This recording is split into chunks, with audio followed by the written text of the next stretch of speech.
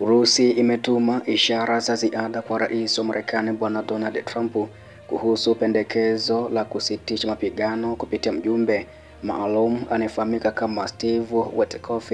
Msemaji wa Kremlin Bwana Dmitry Peskov amewaambia hivyo waandishi wa habari siku ya leo ya Machi 14 ya kuwa Urusi imetuma ishara za ziada kwa rais wa Marekani Bwana Donald Trump kuhusu pendekezo la kusitisha mapigano dhidi ya Ukraine, ambako Witkoff yeye aliweza kutua huko Moscow siku ya jana ya Machi 13 na kukutana na rais wa Urusi Vladimir Putin jioni sana, na kufuatia ripoti ya Witkoff kwa Trump, Moscow na Washington zitajadili tarehe zinazowezekana za kupiga simu kati ya viongozi hao, aliongeza katika maoni yake yaliyoripotiwa na vyombo vya habari vya serikali ya Urusi.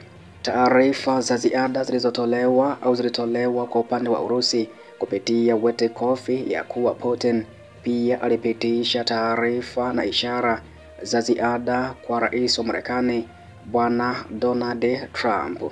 Ziara hiyo inajiri wakati Marekani inatafuta makubaliano ya Urusi kuhusu pendekezo la usitishaji mapigano wa siku 30 nchini Ukraine ambalo Kiev alikubali wakati wa mazungumzo huko mjini Jeddah nchini Saudi Arabia Machi 11, ambako makubaliano hayo yalisababisha Washington kuanza tena usaidizi wa kijeshi na kijasusi kwa Ukraine baada ya kusimamisha wiki iliyopita. Putin alisema jana Machi 13 ya kwamba Urusi iko tayari kukubali kusitisha mapigano, lakini alidai ya kwamba uhamasishaji wa Ukraine, mafunzo ya kijeshi, usafirishaji wa misaada ya nje wakati wa ujanja. Trump aliita matamshi ya Putin ya kuahidi sana, lakini akasema hajakamilika na kuongeza kuwa yuko tayari kukutana na kiongozi huyo wa Urusi Vladimir Putin.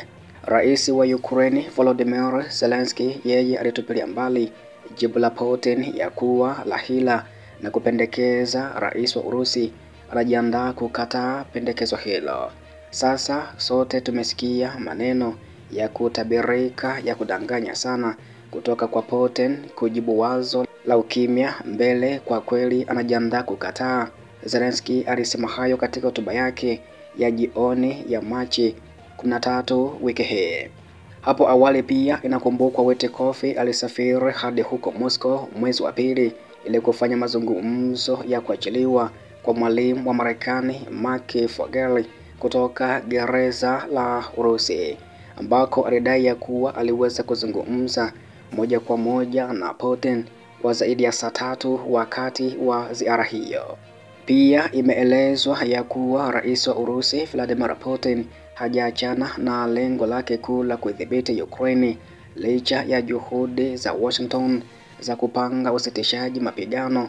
Gazeti la Washington Post limeripoti hivyo siku ya jana likinukuu vyanzo vinavyofahamu ripoti za siri za kijasusi kutoka Washington.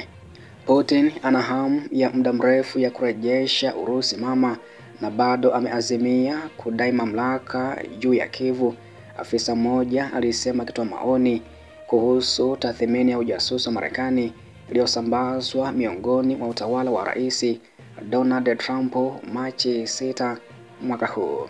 Inaripotiwa ya kwamba baadhi ya maafisa wanaamini ya kwamba hata kama Urusi itakubali mapatano ya muda, Moscow itatumika kusitisha ili kuwapa nguvu tena kukiuka makubaliano na kuanzisha uchochezi wa kulaumiwa Ukraine. Moscow inamwona Trump kama dhaifu, asiye na kanuni za msingi na anayeweza kuwa tayari kudanganywa. Afisa wa ujasusi wa Ulaya aliweza kuliambia hivyo shirika la habari la Washington Post.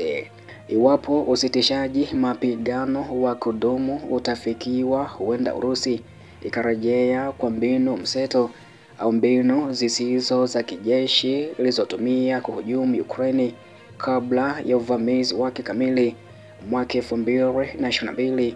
Afisa huyo alisema hivyo.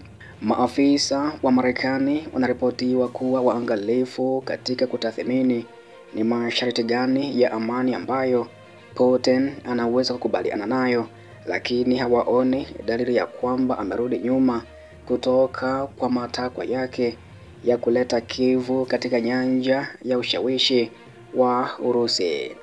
Maafisa wa usalama wa nchi za Magharibi waliweza kuliambia shirika la habari la Bloomberg tarehe 10 mwezi huu ya kwamba Putin ameweka kimakusudi matakwa ya kiwango cha juu zaidi kuhusu makubaliano ya maeneo, walinda amani na kutegemea upande wowote kwa Ukraine, akijua kuwa huenda hayakubaliki kwa Kiev na mataifa ya Ulaya.